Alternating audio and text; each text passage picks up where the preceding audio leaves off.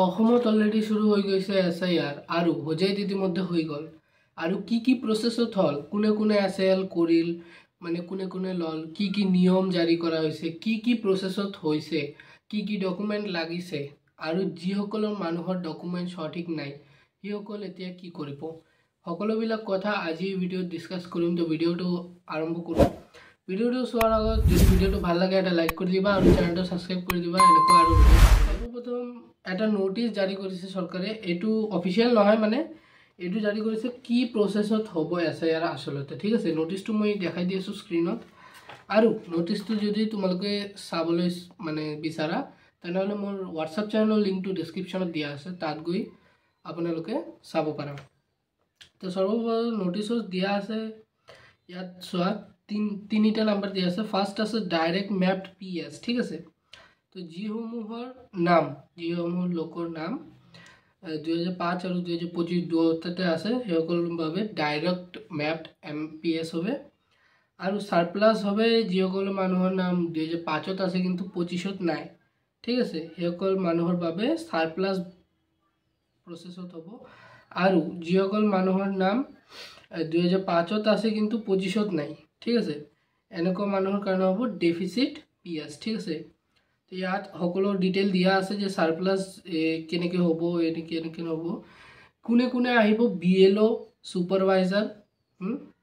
তারপরে এই আৰু ল্যান্ড ৰেকৰ্ড অ্যাসিস্ট্যান্ট আহিব সহায় কৰিব আপোনালোকক ডকুমেন্ট দেখুৱাবলৈ ডকুমেন্ট কি লাগিব ডকুমেন্ট লবলৈ। ঠিক আছে, তেওঁলোকৰ হাতত দিয়া হ'ব 2005ৰ ভোটাৰ লিষ্ট আৰু 25ৰ কাৰেন্ট ভোটাৰ লিষ্টটো যেটো হয় তেওঁলোকে তাৰ পৰা বাছি উলিয়াব। ইয়াত চোৱা তিনিটা ভাগত চাৰিটা ক্যাটেগৰিত ভাগ কৰা হৈছে যে SIR লোকক যে কোন ক্যাটেগৰিত আপোনালোকে পঢ়িব হেতু চাই লোৱা। ঠিক আছে, সৰ্বপ্ৰথম ক্যাটেগৰি A। ক্যাটেগৰি A কোনে পঢ়িব 2005 চনৰ ভোটাৰ তালিকাত যিসকলৰ ভোটাৰ নাম আছে। ঠিক আছে, যদি আপোনালোকৰ নাম 2005ৰ ভোটাৰ লিষ্টত আছে তেনেহলে আপোনালোকে ক্যাটেগৰি A পঢ়িব। ঠিক আছে, ক্যাটেগৰি B কোনে পঢ়িব যিসকল মানুহৰ নাম 2005ৰ ভোটাৰ তালিকাত যিসকল ভোটাৰ নাম নাই কিন্তু 1/7/1987 আগত জন্ম মানে জুলাই মাহৰ 1 তাৰিখৰ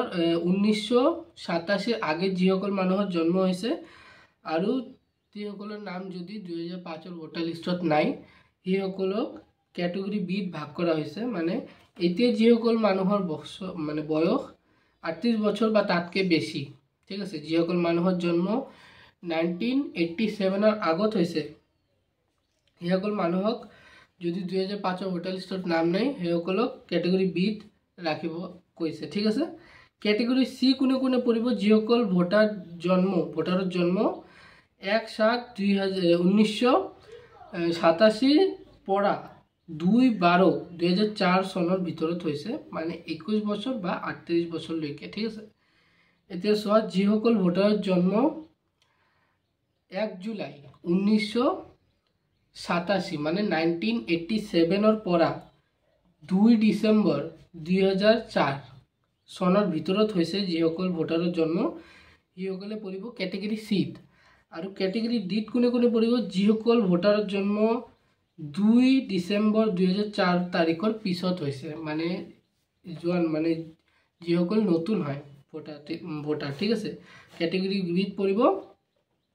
2 ডিসেম্বৰ 2004 তাৰিখৰ পাছত যিসকল মানুহৰ জন্ম হৈছে 21 বছৰ বা তাতকৈ কম বয়সীয়া। যেতিয়া মই কুইক একটা ৰিভিউ দি দিওঁ ক্যাটেগৰি A কোনে পঢ়িব 2005 চনৰ ভোটাৰ তালিকাত যিসকলৰ নাম আছে সেইসকলে পঢ়িব। ক্যাটেগৰি B কোনে পঢ়িব 2005ৰ ভোটাৰ তালিকাত যিসকলৰ নাম নাই আৰু জুলাই মাহৰ 1 তাৰিখৰ 1987 চনৰ আগত যিসকল মানুহে জন্মগ্ৰহণ কৰিছে 38 বছৰ বা তাতকৈ বেছি বয়সীয়া মানুহৰ। ক্যাটেগৰি C কোনে পঢ়িব যিসকল মানুহৰ ভোটাৰ জন্ম 1/7/1987। ঠিক আছে, 1 জুলাই 1987ৰ পৰা 2 ডিসেম্বৰ 2004 চনৰ ভিতৰত হৈছে 21 বছৰৰ পৰা 38 বছৰলৈকে মানুহৰ ক্যাটেগৰি C ভাগ কৰা হৈছে। আৰু ক্যাটেগৰি D কোনে থাকিব যিসকল মানুহ নতুন হয় 2 ডিসেম্বৰ 2004 তাৰিখৰ পিছত জন্মগ্ৰহণ কৰা মানে 21 বছৰ বা তাতকৈ কম বয়সীয়া মানুহৰ। কেটেগৰী ই ইয়াত চোৱা, যদি জন্ম 1 জুলাই 1987 চনৰ আগত, ঠিক আছে, 38 বছৰৰ পৰা তাতকৈ বেছি নেকি পৰীক্ষা কৰক, মানে পৰীক্ষা কৰিব তেনেকুৱা মানুহৰ যে 38 বছৰৰ পৰা বেছি বা 38 বছৰ হয় নেকি। তাৰপিছত কিছুমান ক্ষেত্ৰত বয়সত 2-3 বছৰ আগা পিছা থাকিব পাৰে, ঠিক আছে। যদি আপুনি এনে এজন প্ৰায় যিজনৰ বয়স এতিয়া 36 বছৰ আৰু 2005 ভোটাৰ তালিকাত আছিল, ঠিক আছে, তেন্তে তেওঁ কেটেগৰী এ চিনাক্ত কৰা হ'ব। আৰু দ্বিতীয় চোৱা, মেপিং কৰাৰ সময়ত 2005 আৰু 2025 চনৰ ভোটাৰ তালিকাত ভোটাৰগৰাকীৰ নাম, উপাধি, সম্পৰ্কীয়ৰ নাম, বয়স, ঘৰ নম্বৰ পৰীক্ষা কৰা হ'ব। মানে কি হৈছে, 2005 ভোটাৰ লিষ্ট তেওঁলোকৰ কাছত থাকিব আৰু 2025 ভোটাৰ লিষ্ট, কাৰেণ্ট যিটো ভোটাৰ লিষ্ট সেইটোও থাকিব BLO ছুপাৰভাইজাৰৰ লগত। তেওঁলোকে সেইটো যদি আপোনালোকৰ নাম আছে দুটাতে, তেওঁলোকে মিলাই দেখিব যে দুটাতে নাম সেম আছে কি নাই, ঠিক আছে, উপাধি সেম আছে নে নাই, সম্পৰ্কীয়ৰ মানে সদস্যজনৰ নাম ঘৰৰ সেম আছে নে নাই, বয়স সেম আছে নে নাই, ঘৰ নম্বৰ, এতিয়া ঘৰ নম্বৰটো সলনি হ'ব পাৰে, ঠিক আছে, এইটো নিৰ্দিষ্ট কৰা নাই। ঘৰ নম্বৰটো সলনি হ'লেও কোনো কথা নাই, তেওঁলোকে পৰীক্ষা কৰিব যে সব কিছু সেম আছে নে নাই 2005 আৰু 2025 ভোটাৰ লিষ্টত। তাৰপৰে অনুগ্ৰহ কৰে মনত ৰাখিব যে ঘৰৰ নম্বৰ সলনি হ'ব পাৰে, ঠিক আছে। যদি 2005 চনত এজন ব্যক্তিৰ বয়স 20 বছৰ আছে, ঠিক আছে, 2005 চনত এজন ব্যক্তিৰ বয়স 20 বয়স আছে আৰু এতিয়া 2025 চনৰ একে নামৰ সম্পৰ্কীয় নামৰ ব্যক্তিজনৰ বয়স 80 বছৰ হয়, তেন্তে পুনৰ পৰীক্ষা কৰক। এতিয়া চোৱা, 2005 যিসকল মানুহে ভোট দিছে, ঠিক আছে, তেওঁৰ বয়স যদি 20 বছৰ আছে আৰু এতিয়া 2025 তেওঁলোকে সেম নামৰ ব্যক্তি, সেম ঘৰৰ সদস্য সম্পৰ্কীয় নামৰ ব্যক্তিৰ যদি বয়স 80 বছৰ আছে বা যিমান হ'ব লাগে, ঠিক আছে, 5 পৰা 20 বছৰ যদি 40 বছৰৰ ওপৰত আছে, ঠিক আছে, তেনেকুৱা মানে যদি বয়সৰ খেলিমেলি হৈ থাকে তেওঁলোকক পুনৰ পৰীক্ষা কৰা হ'ব, ঠিক আছে। ছুপাৰভাইজাৰ BLO সকলে পৰীক্ষা কৰিব, ঠিক আছে। তাৰপিছত চোৱা, 2005 আৰু 25 চনৰ ভোটাৰ তালিকাত পৰিয়ালৰ সদস্যৰ নাম সাদৃশ্য পৰীক্ষা কৰক। মানে 2005 আৰু 2025 যিসকল মানুহৰ নাম আছে তেওঁলোকৰ সদস্যগণ, মানে ঘৰৰ সদস্যগণৰ নামটো পৰীক্ষা কৰিব যে সব সেম আছে নে নাই। কারো নাম যদি কর্তন করা হয়েছে, যদি ডেথ হয়ে গেছে কারো, সেইটোও দেখিব, বা যদি কোনো নতুন ব্যক্তির নাম এড হয়েছে, সেনেকুৱা কোনো কথা নাই।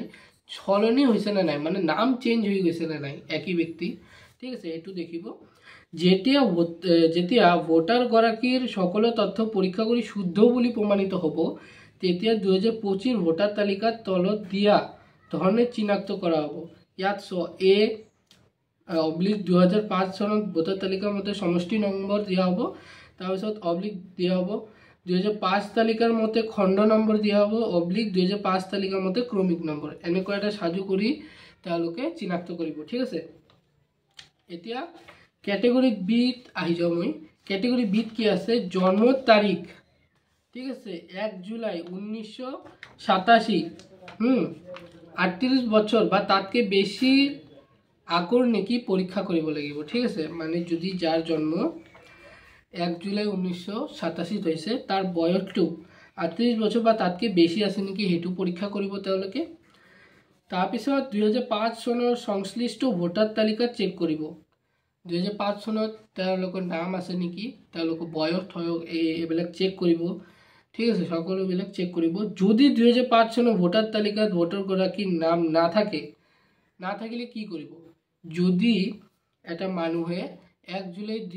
1987 জন্মগ্ৰহণ কৰিছে আৰু তেওঁলোকৰ নাম 2005 চনৰ ভোটাৰ তালিকাত নাই, তেনেহ'লে 2025 চনৰ ভোটাৰ তালিকাত B হিচাপে চিনাক্ত কৰা হ'ব তেওঁলোকক। মানে 2025 চনৰ ভোটাৰ তালিকাত তেওঁলোকক B ক্যাটেগৰী হিচাপে চিনাক্ত কৰা হ'ব, ঠিক আছে। তাৰপিছত ক্যাটেগৰী চিত অহা আপোনালোকে, ক্যাটেগৰী চি চোৱা, 1/7/1987, মানে 1 জুলাই 1987 পৰা 2 ডিচেম্বৰ 2004 লৈকে 21 বছৰৰ পৰা 28 বছৰৰ ব্যক্তিয়ে এই তাৰিখৰ ভিতৰত জন্ম হৈছে নে নাই পৰীক্ষা কৰিব লাগিব, ঠিক আছে। পৰীক্ষা কৰিব যে 1 জুলাই 1987 পৰা 2 ডিসেম্বৰ 2004 লৈকে তেওঁলোকৰ জন্ম হৈছে নে নাই তেওঁলোকৰ বয়স পৰীক্ষা কৰিব 21 বছৰ পৰা 38 বছৰলৈকে হৈছে নে নাই সম্পৰ্কীয় নামটো পৰীক্ষা কৰিব মানে ভোটাৰ লিষ্টত তেওঁলোকৰ সম্পৰ্কীয় যিবিলাক সদস্যৰ নাম আছে বাৰিৰ সদস্য তেওঁলোকৰ নামটো পৰীক্ষা কৰিব সেম আছে নে নাই 2005 চনৰ ভোটাৰ তালিকাত সম্পৰ্কীয় নাম বিচাৰক যদি 2005 ৰ ভোটাৰ লিষ্টত তেওঁলোকৰ নাম নাই তেওঁলোকৰ পেৰেন্টস বা ঘৰৰ সদস্যগণৰ নাম আছে তেওঁলোক পৰীক্ষা কৰিব ঠিক আছে যদি 2005 চনৰ ভোটাৰ তালিকাত নামটো পোৱা যায় তেনে হলে তলত দিয়া ধৰণে চিনাক্ত কৰিব যদি 2005 ৰ ভোটাৰ লিষ্টত তেওঁলোকৰ নাম থাকে তেনে হলে এনেকুৱা তেওঁলোকে চিনাক্ত কৰিব C/ সম্পৰ্কীয় ব্যক্তি গৰাকী 2005 ৰ তালিকা মতে সমষ্টি নম্বৰ / সম্পৰ্কীয় ব্যক্তি গৰাকী 2005 ৰ তালিকাৰ মতে খণ্ড নম্বৰ / সম্পৰ্কীয় ব্যক্তি গৰাকী 2005 ৰ তালিকাৰ মতে ক্ৰমিক নম্বৰ এনেকুৱা তেওঁলোকে চিনাক্ত কৰি দিব যদি পোৱা না যায় ঠিক আছে ক্যাটেগৰি সি মানুহৰ কথা কৈছো মই যিসকল মানুহে 1 জুলাই 1987 ৰ পৰা 2 ডিসেম্বৰ 2004 লৈকে জন্মগ্ৰহণ কৰিছে তেওঁলোকৰ নাম যদি 2005 ৰ ভোটাৰ লিষ্টত নাই তেন্তে 2025 ৰ ভোটাৰ তালিকা C/NF বুলি চিহ্নিত কৰা হ'ব এতিয়া ক্যাটেগৰি ডি আই যাও আমালোকে ইয়াত চোৱা আপোনালোকে 2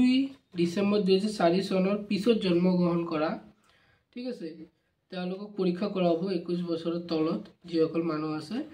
2/12/2004 চনৰ পিছত জন্ম হৈছে নে নাই এটো পৰীক্ষা কৰিব বাৰ্থ সাৰ্টিফিকেট দি পৰীক্ষা কৰিব সম্পৰ্কীয় নামটো পৰীক্ষা কৰিব তেওঁলোকৰ নামটো 2005 ত হ'ব নোৱাৰে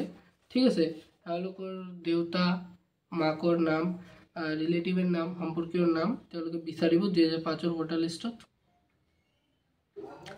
তাৰ পিছত 2005 ৰ ভোটাৰ লিষ্টৰ সম্পৰ্কীয় নাম বিচাৰিব যদি 2005 চনৰ ভোটাৰ তালিকাত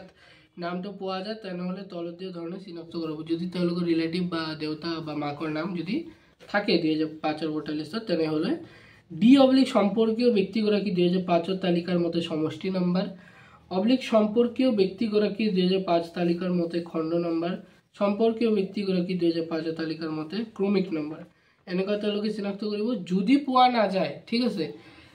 তেওঁলোকৰ পেৰেন্টছৰ নাম বা ৰিলেটিভৰ নাম যদি পোৱা না যায় তেনেহলে 2025 ৰ ভোটাৰ লিষ্টত D/NF বুলি তেওঁলোকে চিনাক্ত কৰিব তো মই নোটিছটো আপোনালোকক দেখালো এনেকুৱা দেখাই দিলো যে কি ক্যাটেগৰিত ভাগ কৰা হৈছে কি নথিপত্ৰ কেনেকৈ তেওঁলোকে চেক কৰিব সুপাৰভাইজাৰ BLO তো কি হিচাপে তেওঁলোকে চেক কৰিব মেইনলি তেওঁলোকে চেক কৰিব যে 2005 আৰু 2025 ৰ ভোটাৰ লিষ্টত যিসকলৰ নাম আছে নামবিলাক চেক কৰিব সদস্যগৰাকী নাম চেক কৰিব উপাধি চেক কৰিব এড্ৰেছ চেক কৰিব ঠিক আছে আৰু নাম হলনি হৈছে না নাই মেইন মানুহৰ নাম হলনি হৈছে না নাই তেওঁ সম্পৰ্কীয়জনৰ নাম হলনি হৈছে না নাই এনেকুৱা চেক কৰিব আৰু চেক কৰি যদি কোনোবা ফল্ট পায় তেনেহলে এনেকুৱা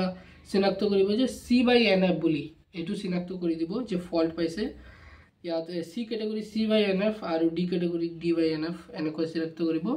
যিসকল মানুহে A ক্যাটেগৰিত পৰে না তেওঁলোকক বেছি চিন্তা কৰিবলগীয়া কথা নাই A ক্যাটেগৰি তেওঁলোকে সিম্পলি বেছি তেওঁলোকে ইনফো গ্যাদাৰ না কৰে তেওঁলোকে সাৰি দিব আৰু B ক্যাটেগৰিৰো বেছি চিন্তা কৰিবলগীয়া কথা নাই C ক্যাটেগৰি D ক্যাটেগৰি হ'ব মানে চিন্তা কৰিবলগীয়া কথা আছে আৰু কি ডকুমেন্ট লাগিব এটোৰ ওপৰত মই আগতে এটা ভিডিও বনাইছিলো এটো চাই লবা তো আজি এই ভিডিওটো সামৰো তো ভিডিওটো ভাল লাগিলে এটা লাইক কৰিবা আৰু এনেকুৱা ভিডিও পাবলৈ সাবস্ক্ৰাইব কৰি থবা চেনেলটো ঠিক আছে নমস্কাৰ